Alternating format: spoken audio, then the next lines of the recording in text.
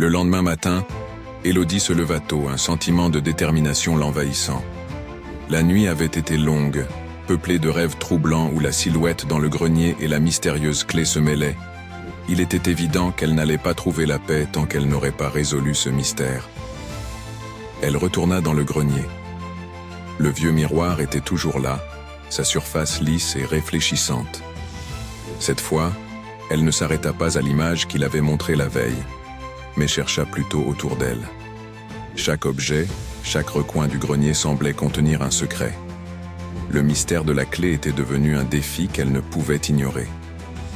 Elle commença à fouiller minutieusement les étagères, les boîtes poussiéreuses et les tiroirs délabrés. Pendant qu'elle fouillait, son regard tomba sur une vieille coffre en bois qui était à moitié cachée derrière des piles de livres. C'était un objet massif, couvert de toiles d'araignées et de poussière. Curieuse, elle s'approcha, son cœur battant plus vite à mesure qu'elle s'approchait de cet endroit apparemment abandonné. Elle ouvrit lentement le coffre, et à l'intérieur, une lueur argentée attira son attention. C'était une clé ancienne, exactement comme celle qu'elle avait vue dans le miroir.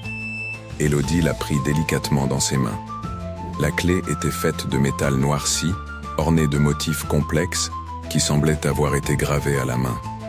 Il y avait quelque chose de presque magique à son sujet, une sorte de pouvoir caché. Un frisson parcourut l'échine d'Élodie lorsqu'elle la toucha, mais elle savait qu'elle